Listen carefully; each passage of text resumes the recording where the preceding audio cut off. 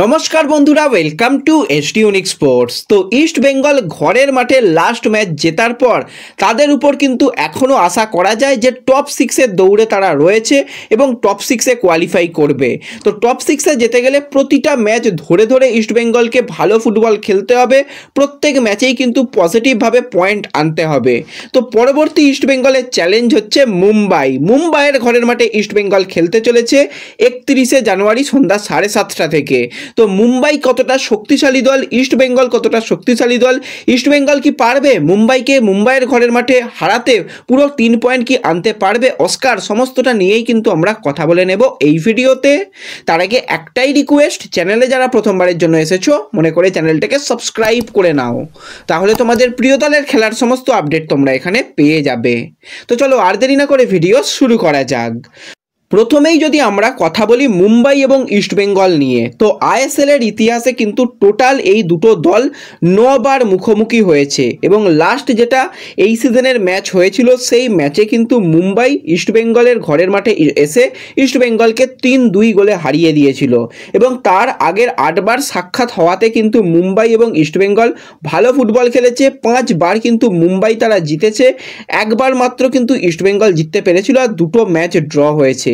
এবং যদি আমরা গোলের কথা বলি তো গোল কিন্তু প্রচুর এই ম্যাচে হতে আমরা দেখেছি এবং গোল কিন্তু টোটাল 9টা গোল হয়েছে, সেখানে মুম্বাই 9টা গোল করলেও ইস্ট বেঙ্গল মাত্র একটা গোল একবার করেছিল, তো সেখানেই কিন্তু আবার জিতেছিল এবং সেই গোলটা খুব সম্ভবত নাওরে মহেশ করেছিল মুম্বাইয়ের ঘরের মাঠে সেই স্টিফেন কনস্ট্যান্টাইনের আমলে। তারপর কার্লেস কোয়াদ্রাতের আমলে মুম্বাইয়ের ঘরের মাঠে গিয়ে কখনোই ইস্ট বেঙ্গল হারাতে পারেনি।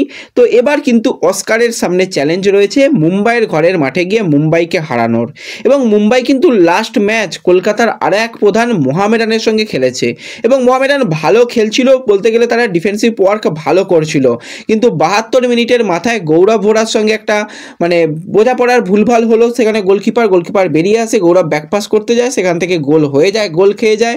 পরবর্তী যে গোলটা হয় সেই গোলটার ক্ষেত্রেও গৌরবের ডিফ্লেক্ট হয়ে গোল হয়ে যায়, ছাংতে গোল করে এবং থায়ের ক্রম আসে, কিন্তু তার আগে থেকেই চেষ্টা করছিল লং রেঞ্জার শট থেকে গোল করার, বেশ কয়েকটা শট নিলেও 82 মিনিটের মাথায় লক্ষ্যভেদ হয়, সেখানে কিন্তু মুম্বাই লাস্ট ম্যাচে মোহামেডানকে 3-0 গোলে হারিয়েছে।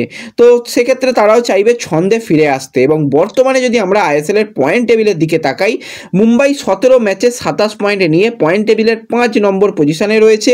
ইস্ট বেঙ্গল কিন্তু 17 ম্যাচে 17 পয়েন্টে নিয়ে পয়েন্ট টেবিলের 11 নম্বর পজিশনে রয়েছে এবং ইস্ট বেঙ্গল লাস্ট ম্যাচটা যেভাবে ঘরের মাঠে খেলেছে সকলের মন জয় করে নিয়েছে বেশ কিছু প্লেয়ার। ভিষ্ণু তো আউটস্ট্যান্ডিং, তার সাথে রিচার্ড, তার ফার্স্ট টাচ যত ভালো, গোল করার দক্ষতা রয়েছে, শুধু গোল পাওয়াটা সময়ের অপেক্ষা। প্রথম দুটো ম্যাচে কিন্তু রিচার্ড প্রচণ্ড পরিমাণে ইমপ্রেসিভ পারফরমেন্স করেছে। তো অ্যাওয়ে ম্যাচে কিন্তু রিচার্ডের উপর আলাদা করে ভরসা করতে হবে ইস্ট বেঙ্গলকে, কারণ এখনও পর্যন্ত সেইভাবে ডিমিট্রিয়াস ডিয়ামান্টাকসকে ছন্দে পাওয়া যাচ্ছে না, তার ছন্দে না থাকায় কিন্তু রিচার্ডের উপর কিছুটা দায়িত্ব বাড়বে। ক্লেটন তো এখন গোল করতে ভুলে গেছে, সে মাঠে থাকে, মাঝে মাঝে বল ফল দেওয়ার চেষ্টা করে, এর বেশি কিছু নয়।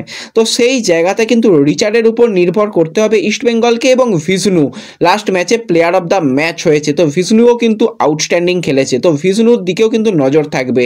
এই যে ইস্ট বেঙ্গলের দুই উইং, একদিকে ভিষ্ণু, অপর দিকে রিচার্ড এবং মাঝখানে নাওরে মহেশ সিং, এই ত্রিফলা জুটির উপরই কিন্তু ইস্ট বেঙ্গলের আক্রমণ ভাগ নির্ভর করবে।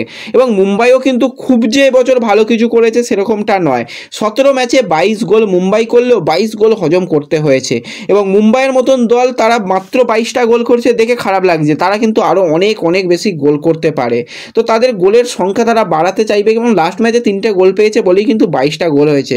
সেইভাবে মুম্বাইকে একদমই ছন্দে পাওয়া যাচ্ছে না আর তাদের ডিফেন্সও কিন্তু ভোগাচ্ছে, প্রতি ম্যাচেই বলতে গেলে কম বেশি গোল খাচ্ছে। টিরি মেহতাবের উপর কিন্তু চাপ রাখলেই তারা কিন্তু মাঝে মাঝে ভুল করে ফেলছে, কোনো ম্যাচে টিরির ভুল হচ্ছে, কোনো ম্যাচে মেহতাবের ভুল হচ্ছে, সাইড ব্যাকদের সমস্যা রয়েছে।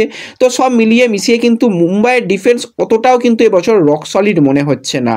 আর ইস্ট বেঙ্গলের কথা বললে ইস্ট বেঙ্গলের প্রধান সমস্যা আমি বলবো তাদের গোল করা, কারণ টোটাল এখনও পর্যন্ত 17 ম্যাচ হয়ে গেছে, নামের পাশে মাত্র 18টা গোল রয়েছে। তো গোলের সংখ্যা কিন্তু আরও অনেক বেশি বাড়াতে হবে, 18 গোলটা যত বেশি হবে, অন্তত যদি এখন 17 ম্যাচে যদি 20-র ওপরে গোল থাকতো তবু ভালো হতো। এবং ডিফেন্সের অবস্থা তো খারাপ রয়েছে, 17 ম্যাচে কিন্তু 23 গোল হজম করেছে। তো দুটো দলই বলতে গেলে ওই একই রকম তাদের ডিফেন্সের অবস্থা অবস্থা, তাদের ডিফেন্ডাররা ভাই ভোগাচ্ছে, তাদের ডিফেন্ডাররা কিন্তু গোল খাইয়ে দিচ্ছে।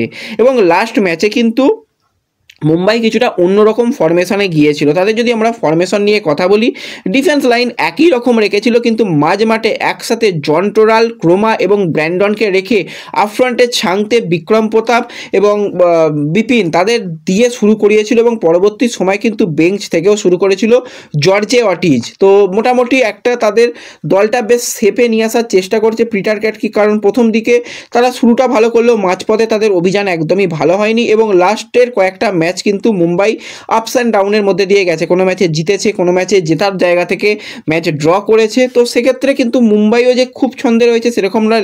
লাস্ট ম্যাচের বিচারে দেখতে গেলে মুম্বাই যথেষ্ট ডমিনেটিং ফুটবল খেলেছে। মোহামেডানও চেষ্টা করেছিল, কিন্তু মোহামেডানের যেটা সমস্যা যে শট অন টার্গেটের খুবই অভাব এবং তাদের মধ্যে বিল্ড আপ প্লেয়ার অভাব এবং ডিফেন্সে ফ্লোরেন্টের মতন প্লেয়ার না থাকা।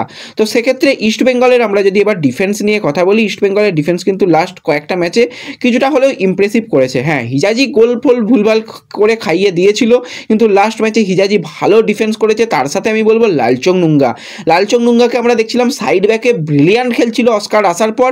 লাল দেখছি আবার সেন্টার ব্যাকেও দারুণ খেলছে। লাস্ট ম্যাচে কিন্তু লাল সেন্টার ব্যাকে দারুণ খেলেছে। তো লাল হিজাজির উপরেও আলাদা করে নজর থাকবে, তাদের ডিফেন্স কতটা রক সলিড থাকে। অ্যাওয়ে ম্যাচে সবার আগে অস্কার চাইবে যে ক্লিন শিট রাখা, ডিফেন্ডারদের একদম সুন্দরভাবে ফুটবল খেলতে হবে এবং মুম্বাইয়ের মাঠ খুব একটা বড় নয়, সেক্ষেত্রে হাইলাইন ডিফেন্সে যাওয়া কোনো রকম প্রয়োজন পড়বেই না। একদম লো ব্লকে খেলুক, সেখান থেকেই কিন্তু আস্তে আস্তে বিল্ড আপ প্লে যেভাবে মহেশ খেলছে, মহেশের পাতে সৌভিক চক্রবর্তী ঠিকঠাক রয়েছে, কিন্তু জিকসান না থাকাটা একটা চিন্তার কারণ। সাইড ব্যাকে কে খেলবে, সেক্ষেত্রে হয়তো নন্দকে ব্যবহার করতে হবে সাইড ব্যাকে। মাঝ মাঠে একটা প্লেয়ারের অভাব হবে, চাকু ফাকুকে বেঞ্চে রাখা হয়েছে, তাদেরও যদি সুযোগ দেওয়া হয় তারা কিন্তু ভালো কিছু করার চেষ্টা করবে। তো হাতে যারা রয়েছে তাদের নিয়েই কিন্তু অস্কার বাজিমাত করার চেষ্টা করবে মুম্বাই ম্যাচ। এবং তোমরা কতটা আশাবাদী মুম্বাই ম্যাচ নিয়ে অবশ্যই কমেন্টে জানিও, আর ভিডিও ভালো লাগলে লাইক শেয়ার করে দিও। তো দেখা হবে পরবর্তী ভিডিওতে, ধন্যবাদ।